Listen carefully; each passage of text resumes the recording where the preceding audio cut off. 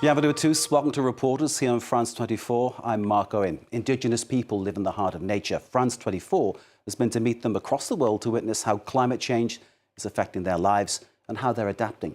From Kenya to Panama, passing by Greenland and Australia, our reporters James André and Achraf Abid have been to tell their stories, to meet the people on the front line against climate change. Our first episode in what is a special series on this issue is from East Africa. Earlier this year, James and Achraf went to northwest Kenya to meet the Turkana. They've been waiting for rain after 5 years of drought. Their life for centuries has been punctuated by the dry and rainy seasons. But now, with no rain, the land is arid. James André is with us. James, the first consequence then of this is the loss of livestock for the Turkana. Absolutely, the loss of livestock. And for Turkana, you know, the livestock is everything. It's their money, the currency. It absolutely rhythms their whole life. So that is very tough for them. And of course, as a consequence, you have famine because the Turkana basically live off their livestock. They drink the meat, they eat the milk. And now, well, they're having to adapt. And that is very, very tough because this is probably the longest spate of drought they've had in recent years. And last year, to give you an example, they only got 20 millimeters of rain. So it's been incredibly tough for them. And, well, you'll see where they're at right now. James, thank you. Let's then take a look with the Turkana when drought kills. The report by James and Achraf.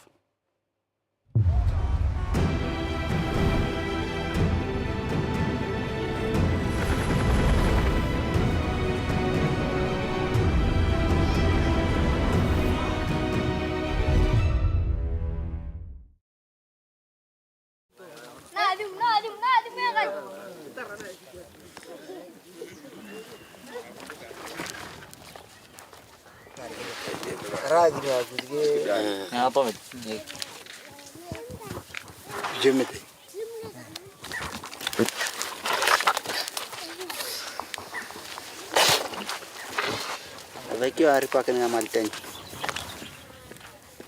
Ole kena ngakra kwa pleni bo ya kiru pleni tepi.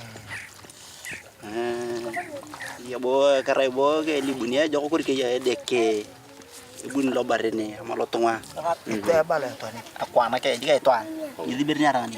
Jo chichi. Alafu alele sa alele ke idi bere. Etani agni kana. Etani ko ke na pede. Mam che bere robo yene. Aki robo ino kupana. Aki akalel no. Akiru ana malta nya kaola. Akiru na plane tepi. Kende le akatep. Lo gerlo do juntu to ramal dangan. Ngopi bere ato bakine ni kidia mi bare.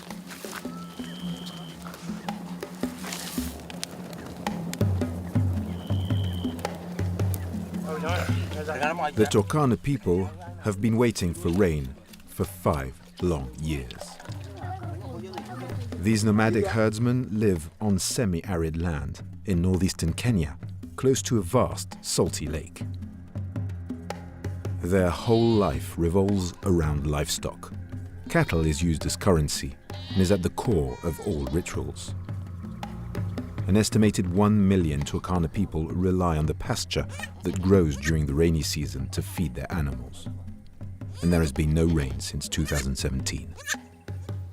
Anna, 65, has just found another dead goat. It's so skinny, she only takes the legs and throws the rest of the carcass away.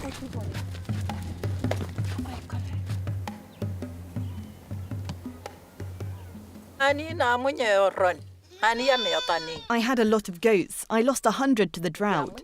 This intense heat has killed them off. This is the worst, the hottest drought I've ever known.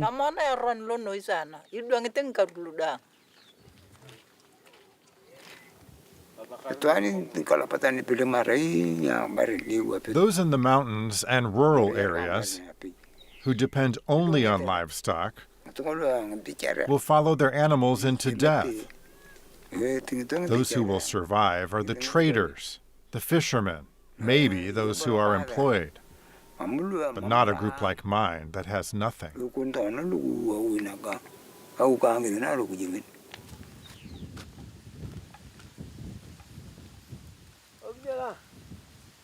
Feeding the surviving animals with no pasture is a struggle.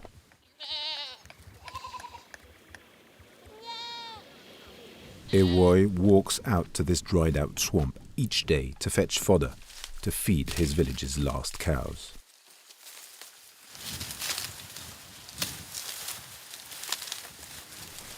When there is no grass, I feed my animals these reeds. They don't like them. They only eat them because there is nothing else. The reeds also supply food for the people in the village.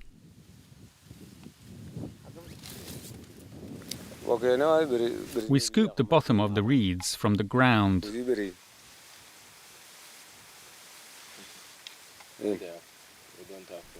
This is what we eat when there is nothing else.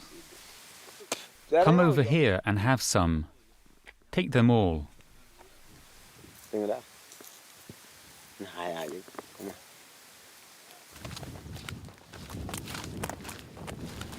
Nakwa, drive them to the stockyard. Ewoy leads the kraal, a traditional village built around an animal enclosure. Cows are raised in common. They are the only wealth. I had 300 cows, but they're all dead. All I have left is this calf. I don't think it's going to make it. With the drought and famine, cattle raids between rival tribes have intensified. Ewoy lost most of his animals in an attack against his village further south. Enemies came and raided the kraal, killing people and taking the animals. I fled, collected a few cows that had strayed, frightened by the gunfire, and brought them here. But there is no grass. They've all died. Raids are getting more and more violent. Rustlers attack in large groups with assault rifles. Joyce was also forced to flee her village. I came from Lakori. The enemy attacked our village. After the raid, we were dispersed. Some people were killed and others ran. I survived and came here alone.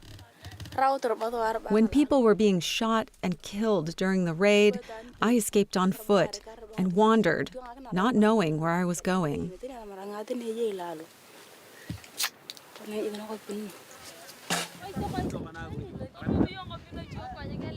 Clouds are gathering, but still no rain.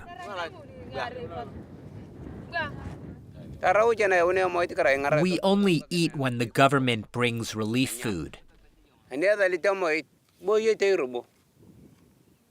When they don't come, we just sit here. There's no rain, so I can't even grow cowpeas.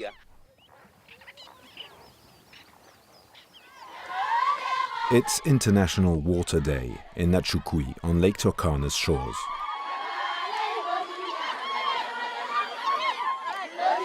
The locals welcome the county governor.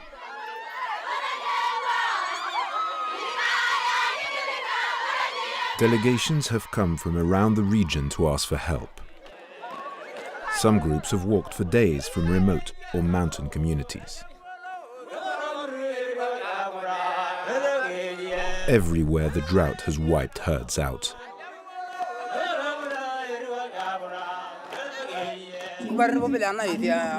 What can we do now the animals are dead? We use cattle in weddings, to organize clan ceremonies, for everything. I'm in such despair. I don't know how to fish. I can't wear modern clothes. I'm just waiting for death.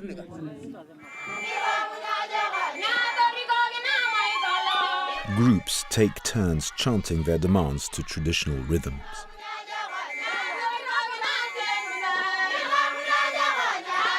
Turkana's county governor joins in the dance to show support. Let us conserve water and use it responsibly to ensure that we have enough for ourselves and future generations. The governor has great projects. He wants to push urbanization, desalinate the lake's water, and bore deep to pump groundwater. If rain is not there, and the only way to survive is to get underground water, then that is the route to go. We don't have to really even think of the damages we are going to create to the environment. But what we are doing, when we get water, like my county now, what is predicting to do, is in my 9-point agenda, that when we service water, we must grow trees.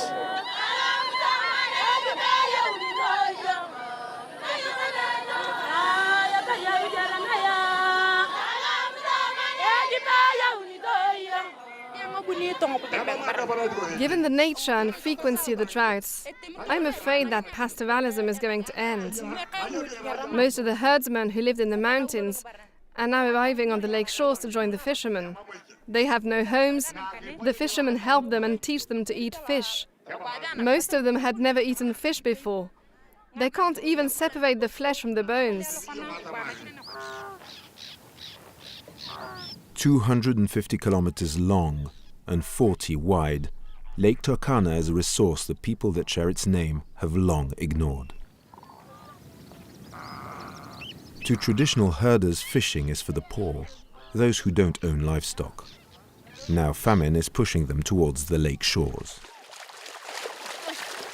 Apua doesn't own a net. She survives collecting the small fish discarded by the fishermen.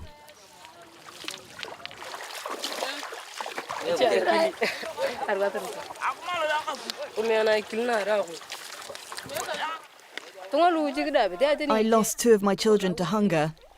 I had 6. 4 of my children have survived, including the one I'm carrying on my back. Apua comes from a village located inland, 100 kilometers to the north. When she arrived here alone with her children, she knew no one and had no resources.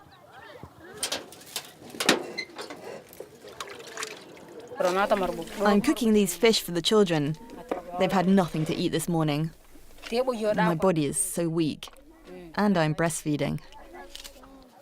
The young mother sun-dries some of the fish she collects to sell. She hopes to save up enough for a net, but really wants to leave. Survival at the lake isn't easy, but it was my only option when I came here. I don't have much, just these fish. If I make enough money, I'm going to return and buy livestock. That's the trade I know, what I grew up doing.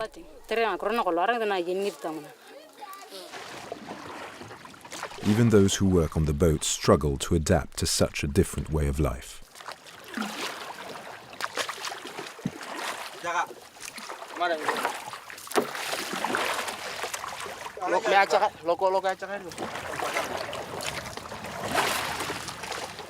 Nyasike is 20. He arrived 3 years ago, starving. Now he would like to start a family, but can't. I can't marry because we believe a dowry must be paid with animals. I can't provide food for a wife. It makes me anxious. If I had animals, I would definitely get married.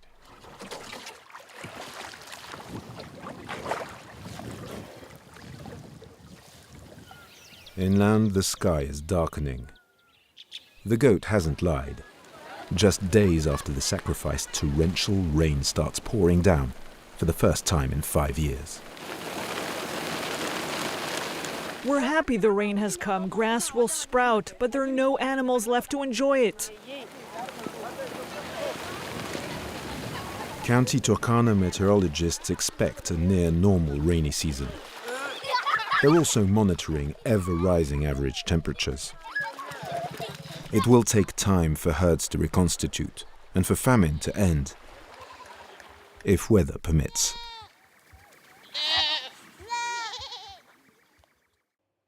Our reporter James André is still with us. James, since you filmed that fascinating insight, that great report, has the situation got any better for the Turkana? Well, not really. As you see in that report, it does start to rain. The problem is it rained for 2 weeks and then it stopped.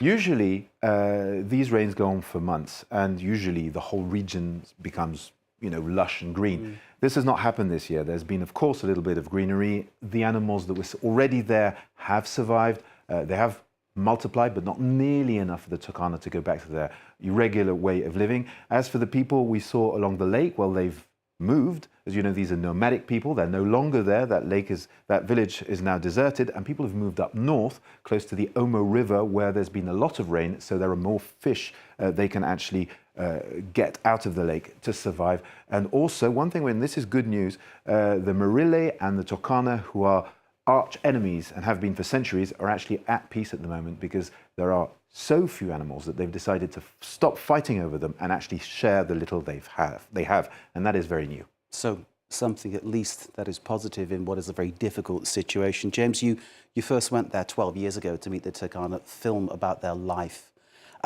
What changes have you noticed in this return visit you made?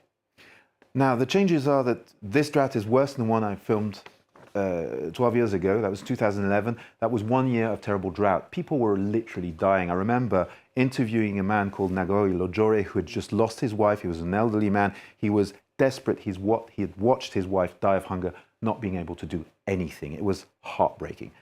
Now things have changed because there are roads. That's probably the biggest modification. It's possible to bring food in these remote areas much more easily than it was 12 years ago. Another thing is cell phones.